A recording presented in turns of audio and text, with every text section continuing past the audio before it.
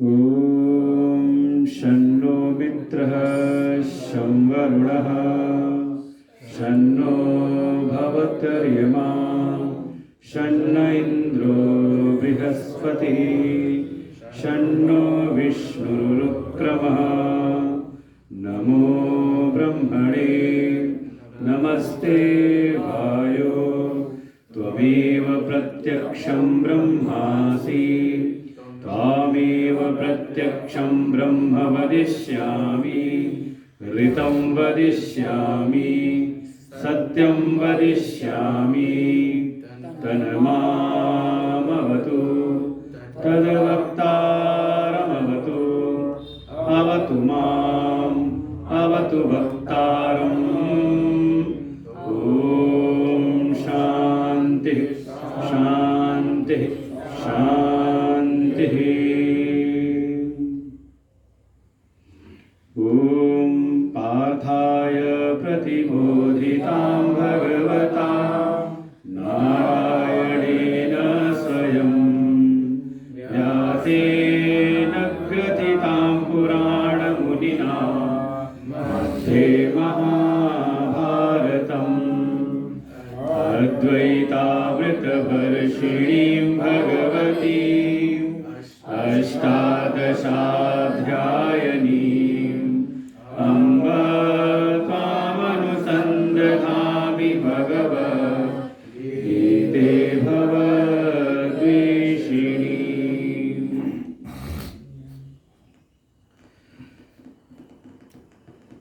अनंत कोटि ब्रह्मांड नायक प्रातपर ब्रह्म आनंद कंद सच्चिदानंद भगवान श्री कृष्ण जी के चरणों में कोटशः नमन। माँ भगवती दुर्गा जी के चरणों में कोटशः नमन। शिव परिवार सबको हृदय से नमन। परमात्मा के अभिन्न स्वरूप प्रातः स्मरणीय परम श्रद्धेय परम वंदनीय अनंत श्री घोषित सदगुरुदेव भगवान के चरणों में कोटशः नमन। परम श्रद्धेय पूज्य महाराज जी, उपस्थित आत्मीय हमारे कृष्ण चैतन्य जी, विनोद जी और अन्य जो श्रोता बंधु हैं और श्रद्धा भक्ति स्वरूपणी मातृशक्ति, सबको हृदय से नमन वंदन। पावन होली का रंग है और आप सब होली के उस अवसर पर लोग अपने घरों की ओर जाते हैं छुट्टी लेकर के। कल मैं देखा था, कल कई जगह कार्यक्रम थे मेरे मेरठ में, और जहां जाओ तो वहीं पे ट्रैफिक, वहीं पर ट्रैफिक। सबको बस होड़ थी कि 2 दिन 3 दिन की छुट्टी है, सब घर भागो जल्दी से होली का त्योहार घर में मनाएं। लेकिन यहाँ पर आए जब और सुबह जब आप लोगों को देखा, हमने कहा बड़ा अद्भुत है, लोग घर को भाग रहे हैं, आप लोग घर छोड़ करके भाग रहे हो। तो क्या पता था, सोचता है अपने असली घर की खोज में शायद हरिद्वार आए हुए हों। असली घर भगवान है और अपना आत्म स्वरूप जो वास्तव में मैं हूं। जैसी बात आई कि सत्संग की, कि 1 घंटा सत्संग हो, कुछ भगवत चर्चा हो, तो मन में पहले यही आए कि क्या क्या विषय लिया जाएगा। लेकिन प्रातःकाल आप लोग की जो निष्ठा श्रीमद् भगवद गीता, माँ भगवती गीता जी के प्रति आप लोग का जो भाव देखा, तो मेरे मन में कुछ गीता से ही लेकर के कुछ चर्चा की जाएगी। और तब तक महाराज जी ने भी प्रारंभ किया तो गीता जी के ही 13वें अध्याय के उन श्लोका का उद्धरण दिया। तो मन में भी आया कि कुछ गीता जी को लेकर के ही हम कुछ चिंतन, कुछ विचार करें। पहली बात तो ये है कि जो श्रीमद् भगवद गीता है, उनका जो प्रतिपाद्य विषय है वो कुछ और नहीं बल्कि केवल और केवल जो उपनिषदों की ब्रह्म विद्या है, वही श्रीमद् भगवद गीता का मूल विषय है। और उसका लक्षण आपको हर अध्याय के बाद में जो पुष्पिका वाक्य मिलता है, ओम तत्सदिति श्रीमद् भगवद गीतासु उपनिषत्सु ब्रह्म विद्यायाम। जो उपनिषदों में वर्णित जो ब्रह्म विद्या है, उसी का प्रतिपादन श्रीमद् भगवद गीता में है। तो मन में यार फिर गीता क्यों पढ़े, उपनिषद को ना पढ़ ले सीधे, जब वही विद्या है तो सीधे वही पढ़ लें, उपनिषद ने पढ़ लिया है। तो कहा हाँ, उपनिषद में आप जाएंगे तो वहां पर तो केवल ब्रह्म विद्या का ही प्रतिपादन है, और उसके लिए है जो उत्तम अधिकारी हैं। उत्तम अधिकारी तो कहा जो साधन चतुष्टय से संपन्न हो। कोई 4 साधनों से युक्त हुआ और फिर गया गुरु की शरण में, तो उसके विचारों को, उसकी सेवा को देख करके आकलन किया आचार्य ने कि हाँ ये साधन संपन्न है, और फिर उसको देख करके उसकी जिज्ञासाओं के अनुरूप उसको फिर उपदेश करते हैं ब्रह्म विद्या का। कौन से 4 साधन? तो बार बार सुनते हैं हम, विवेक, वैराग्य, शम आदि षट संपत्तियां, शम, दम, उपरति, तितिक्षा, श्रद्धा, समाधान, ये 6 संपत्ति, और मुमुक्षा, मुक्षुत्व, मोक्ष की इच्छा भी तो हो। अब मुक्ति चाहिए नहीं, उसको मुक्ष सुनाना शुरू कर दे, क्या फल होगा उसका? तो क्या ज्यादा उसका कोई फल होने वाला है नहीं। लेकिन अभी हमें अपना जब आकलन करते हैं तो लगता है कि ना तो इतना दृढ़ हमारे भीतर विवेक है। अच्छा, विवेक है भी तो उस विवेक के अनुरूप भीतर उतना वैराग्य भी नहीं जगा हुआ है कि सभी अनित पदार्थों का विवेक करके सभी अनित पदार्थों का हम बिल्कुल त्याग कर सकें। अभी उतना मन भी संयमित नहीं है, मन पर संयम नहीं, शम नहीं, इंद्रियां भी बड़ी विचलित रहती हैं, व्याकुल रहती हैं, विषय लोलुप रहती हैं, उतना दम नहीं। कहते हैं दम दोनों चीजें हैं कि हाँ किसी कार्य में लगा कोई दम तो होना चाहिए, शायद वैसा तो वो नहीं। उपरति, तितिक्षा, श्रद्धा, समाधान, अभी तो लगता है कि उतना दृढ़ता तो अभी भीतर है नहीं। और मुमुक्षा भी तो ऐसी होती है जब हरिद्वार है, सत्संग में है, गुरु जी के पास में है, तो लगता है बस मोक्ष ही परम पुरुषार्थ है, इसी जन्म में मुक्ति प्राप्त करनी है। और जैसे ही सत्संग विराम लिया और जब संसार में गए तो फिर वही अर्थार्थी भाव, वही फिर धर्मार्थी भाव, फिर वही कामार्थी भाव। ये धर्म, अर्थ, काम यही पुरुषार्थ लगते हैं। ये नहीं किया तो जीवन में क्या किया फिर? तो लगता है कि अगर हम उतने योग्य नहीं है, उत्तम अधिकारित्व तो हमारे भीतर अगर अभी नहीं है, तो शायद उपनिषद में आपकी जो गति है थोड़ी दुष्कर हो जाएगी। इसलिए श्रीमद् भगवद गीता हमारे लिए काफी हद तक सार्थक है।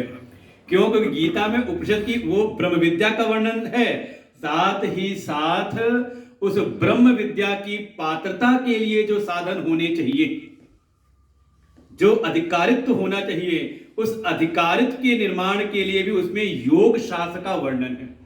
इसीलिए ब्रह्मविद उपनिषत्सु ब्रह्म विद्यायाम योग शास्त्रे, इसमें उन उपायों, योग माने उपायों का, उन उपायों का भी वर्णन है जिसके द्वारा हमारे अंतःकरण का निर्माण हो, हमारा अंतःकरण शुद्ध, निर्मल हो, एकाग्र हो, और तल्लीनता के साथ में कम से कम श्रवण, मनन, निधिध्यासन करने की सामर्थ्य उत्पन्न हो जाए। तो उन उपायों का भी वर्णन है श्रीमद् भगवद गीता में। और योग की बात कहें तो मुख्य रूप से 3 योग श्रीमद् भगवद गीता में मिलते हैं, कर्म योग, भक्ति योग और ज्ञान योग।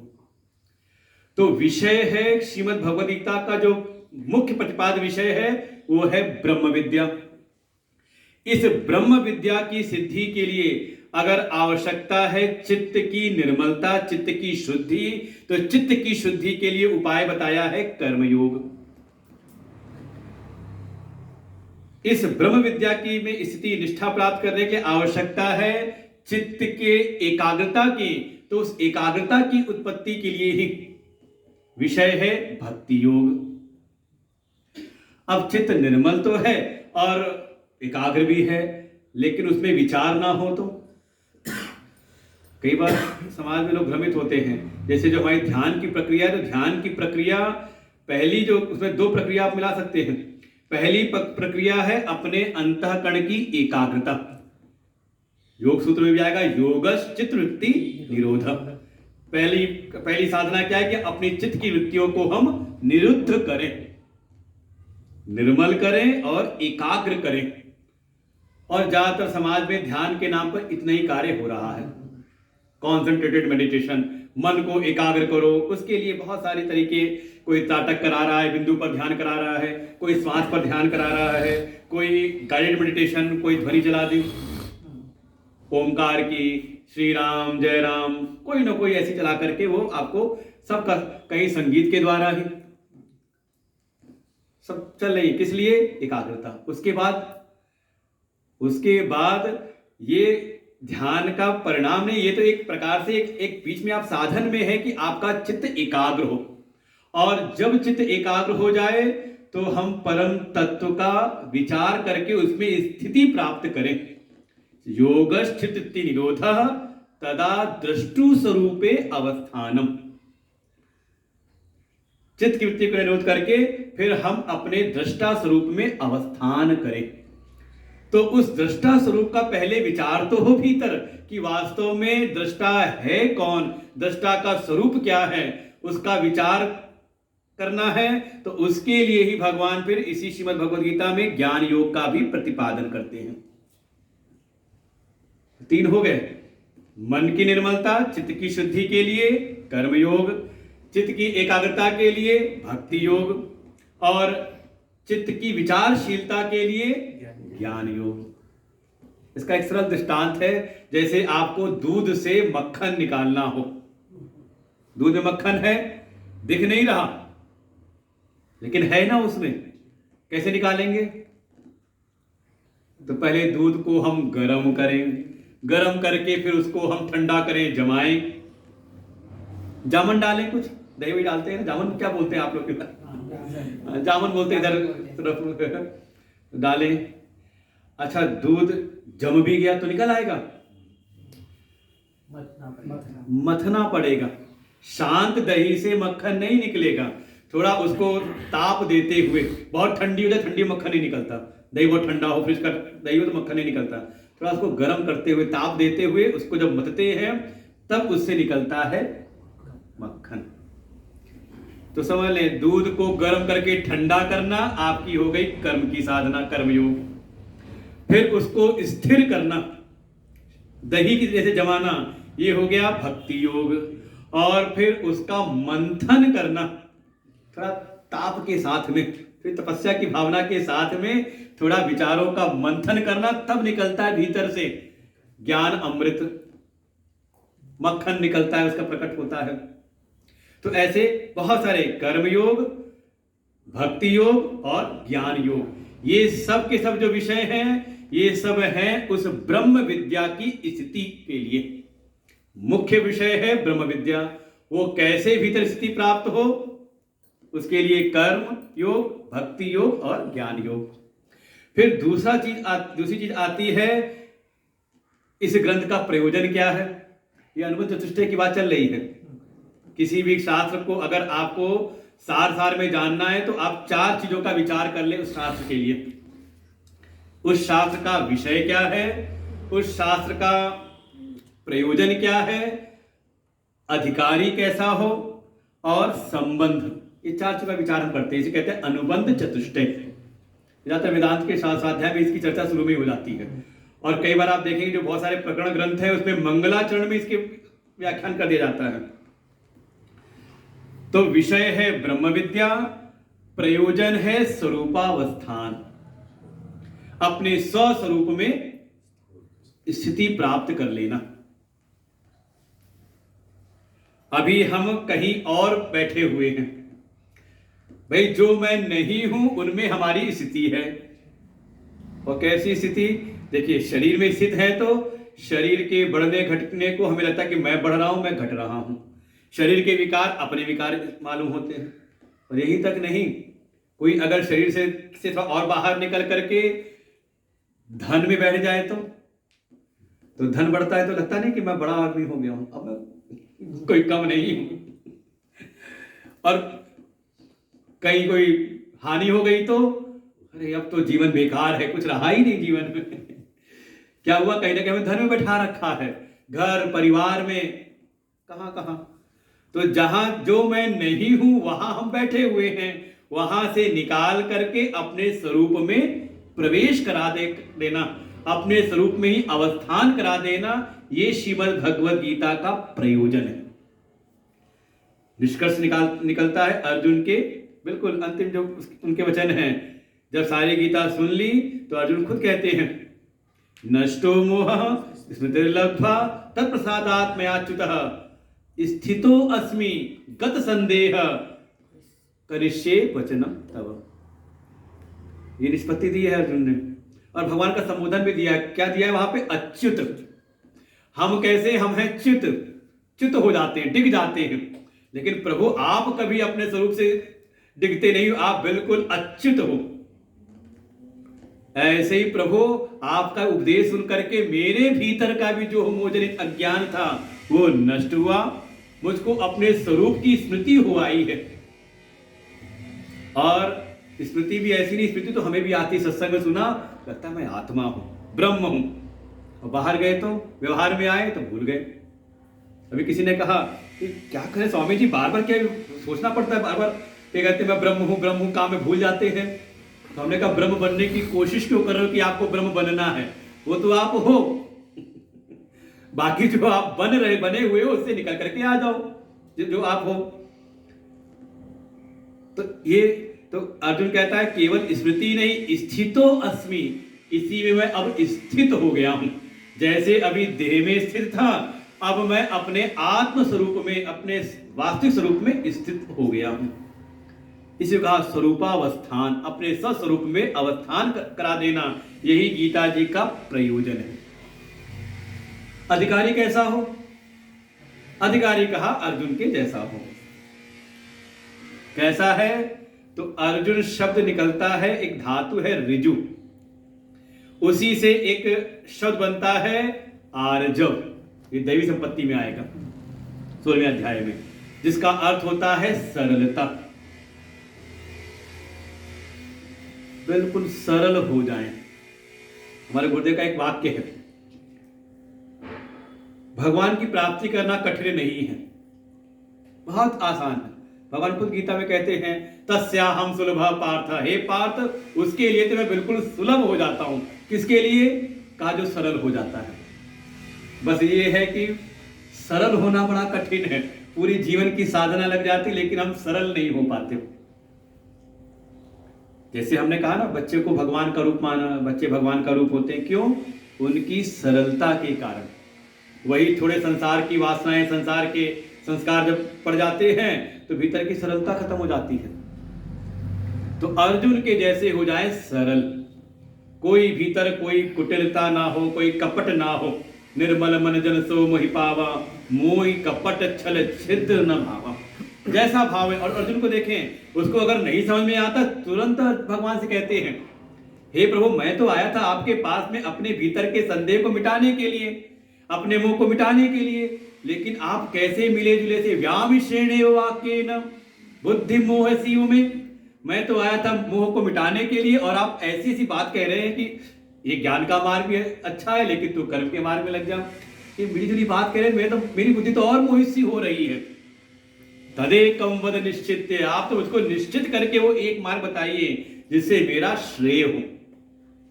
कहीं नहीं। फिर भगवान चौथे अध्याय में भी सुनाते हैं, अरे अर्जुन तू सब महत्व कर इस ज्ञान का, ऐसी हल्का फुल्का मत समझ लेना जो जिसको मैं उपदेश कर रहा हूं। ये वो ज्ञान है जिसको मैंने सृष्टि के पूर्व में सूर्य को दिया था, सूर्य ने अपने पुत्र मनु को दिया, मनु ने अपने पुत्र इक्ष्वाकु को। इमं विसते योगम प्रोक्तवान हम अव्ययम विवस्वान मनवे प्राह मनुरिक्ष्वाकवे ब्रवीत एवं परंपरा प्राप्तम इमं राजर्षयो विदुः। और इस प्रकार से परंपरा में होते हुए ये राजर्षियों की विद्या हो गई थी। कहने का तात्पर्य ये है कि अध्यात्म विद्या भी भूखे नंगों की विद्या नहीं है उसके मन में तो केवल अपने अभाव को पूरा करने में लग जाएगा। जो अभी किसी प्रकार की हीनता से ग्रस्त है, अभी कहीं सांसारिक अभाव से ग्रस्त है, वो तो यहां विद्या में भी आएगा तो ये सोचेगा इस विद्या को पढ़ करके कमाई कैसी होगी।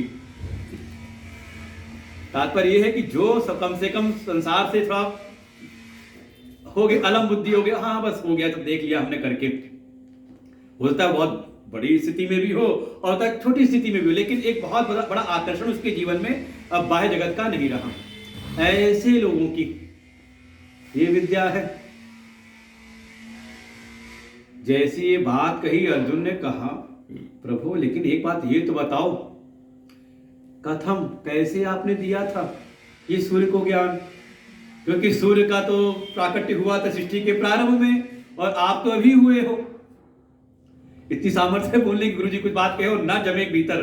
तो कई बार क्या होता है कि हम पूछ भी नहीं पाते, कहीं ना कहीं अपना कुछ एक सुप्त अहंकार है या एक संकोच है, कई बार पूछ नहीं पाते, और वो संशय मन के भीतर बना रहता है। बिल्कुल सरल।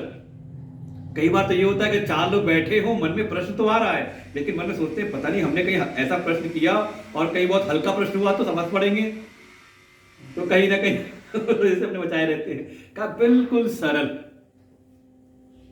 जैसा वर्णन आता है रामचरितमानस में, भरद्वाज जी ने कहा याज्ञवल्क्य जी से कि मैं पूछ तो रहा हूं, लेकिन अब मुझे कोई संकोच नहीं कि आप ये मत कहो कि ये क्या पूछ रहे हो। छोटी सी बात इसमें आती, लेकिन नहीं, अब मुझे लगता है कोई संकोच करने की आवश्यकता नहीं, क्योंकि अगर मैंने नहीं पूछा तो मेरे जीवन की हानि हो जाएगी। ऐसा अर्जुन जैसा सरल हो, और साथ ही साथ उसकी एक एकाग्रता भी है, जो हमें पूर्व में दिखाई देता है। जब गुरु ने कहा कि चिड़िया की आंख पर निशाना लगाना है, तो सबसे पूछा पहले बताओ क्या दिख रहा है। सब दुनिया की बातें करते हैं कि हाँ मुझको ये दिख रहा है, वो दिख रहा है, ऐसा दिख रहा है। गुरु जी आप भी दिख रहे हैं। गुरु जी ने कहा हाँ ठीक है चलो। अर्जुन का नंबर आया तो कहा चिड़िया की आंख दिख रही है। इतनी एकाग्रता, इतनी श्रद्धा, इतना समर्पण भाव। और भगवान तो गीता जी में खुद प्रमाणित करते हैं, अर्जुन तुझको मैं ये ज्ञान दे रहा हूं, क्यों? भक्तोसी में सखा चेति रहस्यम हेतदुत्तमम, ये उत्तम रहस्य तुझको बता रहा हूं, क्योंकि तू मेरा सखा भी है और भक्त भी है। भक्त तात्पर्य है समर्पण का, तेरा मेरे प्रति समर्पण भी है, और साथ ही सख्य भाव। ये सख्य एक भाव है ना, ये भक्ति बहुत प्रमुखता से आता है। 9 प्रकार की भक्ति, तो उसमें भी आता है सख्यम आत्मनिवेदनम। तो सख्य भाव मतलब भगवान से सख्य भाव हो जाए तो जैसे अपने मित्र को हमने हाँ कुछ भी कह दिया, कंधे पे हाथ लगा दिया, ऐसे गुरु साथ हो जाए या भगवान के साथ हो जाए, का ये भाव नहीं है। सख्य भाव में एक बात जुड़ी रहती है कि शायद कोई ऐसी बात अगर दुनिया में कोई बोल दे, तो हम अगर सामर्थ्य है तो उसका हम मुंह तोड़ दें। ऐसी बात उसे कह दी है। लेकिन वही बात अगर किसी हमारे अंतरंग मित्र ने कह दी तो हम मुस्कुराते रहते हैं। किसी ने ऐसा कहा कि मान लो सामने कोई ऐसा आए और वो आपको खूब अपशब्द कहे, खराब से खराब आपको गालियां दे, लेकिन आपके चेहरे पे मुस्कान है, तो क्या समझा जाए? ये समझ लो कि उसका कोई खास मित्र है। और एक बात और भी है, माता पिता कितनी भी अच्छी बात, गुरुजन कितनी भी अच्छी बात समझाएं, वो कई बार ऊपर से निकल जाती है। लेकिन वही हमारे अहित की बात भी कोई हमारा मित्र कह दे ना, तो कहते बिल्कुल तीर जैसे भीतर घुसता है वैसे घुस जाती है। और एक बात और भी कहते थे, सख्य भाव में आता है, बहुत सारे ऐसे भाव हैं। सख्य भाव में एक बात और होती है कि आप अपने मन की बात, हो सकता है पिता से ना कहें, माँ से ना कहें, भाई बहन से ना कहें, पति पत्नी से ना शेयर करें, लेकिन अगर आपका कोई खास मित्र है उससे हम हर बात कह लेते हैं, है ना? ये सब भाव आ जाए हमारी भक्ति में। अर्जुन के भीतर वो भाव है, भगवान से उनका कुछ छुपा हुआ नहीं, उनके प्रति समर्पण की भावना भी है, और उनके भीतर एकाग्रता भी है। इसलिए अर्जुन को उन्होंने पात्र बनाया। और अर्जुन सरीखा कोई पात्र हो तो श्रवण मात्र में ही, सुनते सुनते ही उसको उस ब्रह्म विद्या के द्वारा अपने स्वरूप में अवस्थान हो जाता है। ये है संबंध, विषय का प्रयोजन से। प्रतिपाद्य प्रतिपादक संबंध है, बोध्य बोधक संबंध है। यहां सुन करके कुछ करने की बात नहीं है कि हम पहले सुने कुछ करें तो मिलेगा। इसे कहते हैं प्राप्य प्रापक भाव। जैसे अगर आपको स्वर्ग चाहिए तो हम आपको स्वर्ग की विद्या बता दें सारी, कैसे यज्ञ करें, कैसे होम करें, सारी विद्या बता दें तो मिल जाएगा। अब पूरन पूरी कैसे बनती है, बढ़िया चर्चा करके बताया कि ऐसे ऐसे बनती, ये करते हैं, ये करते हैं, ऐसे बनाते हैं, सब चीजें बता दी। जो बैठा हुआ उसको तो लगता है मिलेगी कब। प्रवचन बहुत सुन लिया। सुनने से भूख नहीं मिटने वाली, मजा नहीं आने वाला। हाँ, ये बना कर खिलाओ तो मुझको तब तो भूख मिटेगी ना। तो वहां प्रापक भाव है। लेकिन जो श्रीमद् भगवत गीता में ब्रह्म विद्या है, यहां तो अगर कोई अधिकारी है तो सुनते सुनते ही उसको अपने स्वरूप में अवस्थान होता है। और यही कारण है कि आप कभी सत्संग में अनुभव करें कि आपको समय बीतते पता नहीं चलता। सही।